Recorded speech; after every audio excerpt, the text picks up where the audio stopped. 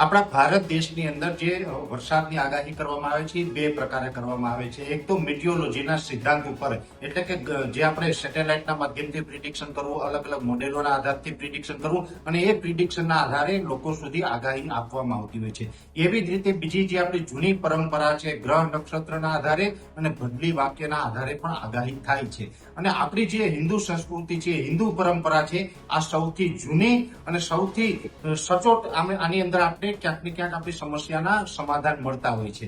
ત્યારે વરસાદની જે આગાહી થાય છે એમાં પણ આપણું જે સાહિત્ય છે, આપણી જે સંસ્કૃતિ છે, વિશ્વની અંદર નંબર 1 છે. અને ભારતીય સંસ્કૃતિની અંદર એ તાકાત છે કે દુનિયાને વિજ્ઞાન શું છે એ ખબર નહોતી ને, ત્યારથી આપણા જે ગ્રંથો છે એની અંદર વરસાદનું પણ વર્ણન કરવામાં આવ્યું છે અને આના આધારે સચોટ આગાહી થતી હોય છે. ને એમાં પણ આપણા જો ગુજરાત રાજ્યની વાત કરવામાં આવે તો ગુજરાત રાજ્યની અંદર જ્યારે વરસાદની આગાહીની જો વાત કરો તો એમાં સૌથી પહેલું એક નામ સામે આવે છે, એ છે અંબાલાલભાઈ પટેલ, જે ખૂબ મોટી ઉંમરના છે, તે નિવૃત્ત અધિકારી છે. પોતાને કોઈ જ પ્રકારનો વ્યક્તિગત સ્વાર્થ નથી, નિસ્વાર્થ ભાવે આ રાજ્યની અને આ રાજ્યના ખેડૂતોની સેવા વર્ષો સુધી એમણે કરી છે ને એમની સેવાથી ગુજરાત રાજ્યના ખેડૂતોને અને ગુજરાત રાજ્યને ઘણા બધા ફાયદા થયા છે. પણ હવે આજકાલ વિજ્ઞાન જાથા છે એ સસ્તી પ્રસિદ્ધિ માટે થઈને અંબાલાલ કાકાનો અને એની આગાહીનો વિરોધ કરી રહ્યા છે. અંબાલાલ કાકા હોય કે કોઈ પણ વ્યક્તિ હોય, અંતે બધા માણસ છે.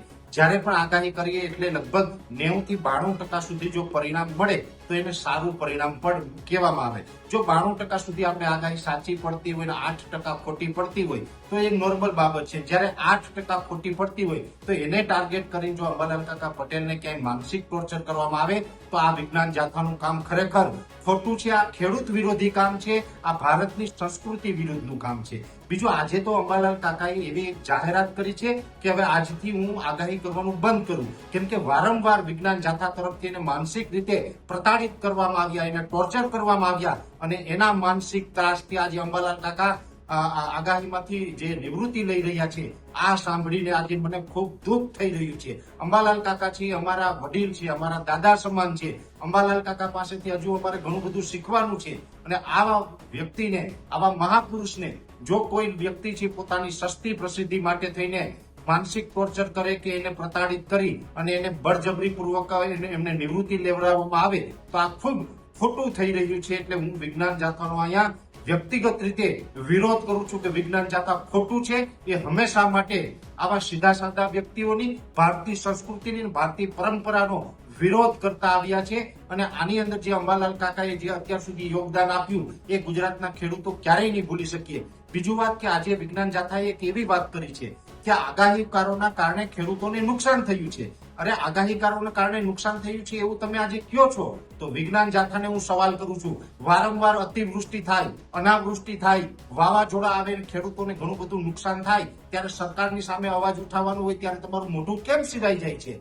આજે ઘણા સમયથી આપણે જોઈ રહ્યા છીએ કે વર્તમાનમાં ખેડૂતોને એક પ્રશ્ન ચાલી રહ્યો છે કે દ્વારકા જિલ્લો હોય અથવા તો જે કચ્છનું વાંઢિયા હોય, સુરેન્દ્રનગરનું કોંઢ હોય કે મોરબીનું જેતપર હોય, આમાં જે ખેડૂતોના ખેતરમાં થાંભલા નાખવામાં આવી રહ્યા છે ને એમાં ખેડૂત વિરોધ કરી રહ્યા છે, ત્યારે વિજ્ઞાન જાથાનું મોઢું કેમ સિવાય જાય છે? ત્યાં તમને ખેડૂતોનું નુકસાન નથી દેખાતું, આગાહીકારોમાં તમને નુકસાન દેખાણું.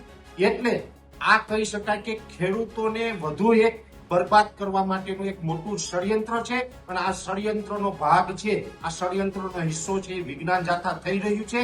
કઈ રીતે આ ગુજરાત રાજ્યમાંથી ખેડૂતોને નુકસાન પહોંચાડી શકાય, ખેડૂતોને જે મળતી સુવિધાઓ છે બંધ કરી અને ખેતીને ભાંગી જાય, તો આ ખેતી જો ભાંગી જાય એ પછી ઉદ્યોગપતિને કેવી રીતે આ ખેતી છે આસાનીથી આપી શકાય, એટલા માટે થઈને ખેડૂતોને બરબાદ કરવા માટે થઈને આ એક ષડયંત્ર ચાલી રહ્યું છે. અને આની અંદર વિજ્ઞાન જાથા છે ક્યાંય ને ક્યાંય મોટો રોલ ભજવી રહ્યું છે, આવું મને લાગી રહ્યું છે. એટલે જો વિજ્ઞાન જાથા આ રીતનું કૃત્ય બંધ નહીં કરે તો ગુજરાતના 56 લાખ ખેડૂત ખાતેદારોને હું સાથે રાખી અને વિજ્ઞાન જાથા અને વિજ્ઞાન જાથાના ચેરમેન જયંતભાઈ પંડ્યા વિરુદ્ધ આંદોલન કરીશ અને એમની વિરુદ્ધ પણ ફરિયાદ હું લખાવીશ કે અમારા ગુજરાતના ખેડૂતોને બરબાદ કરી અને અમારા ગુજરાતોની ખેડૂતોની જે જમીન છે આ જમીન તમે કોઈ ઉદ્યોગપતિને અપાવવા માંગો છો અને આ જમીન ઉદ્યોગપતિને અપાવવા માટેથી તમે કોઈને કોઈ ઉદ્યોગપતિ પાસેથી સોપારી લીધી હોય એવું વ્યક્તિગત મને લાગી રહ્યું છે. એટલે આની પણ એક નિષ્પક્ષ તપાસ થવી જોઈએ જેવી મારી સરકાર પાસે માંગ છે.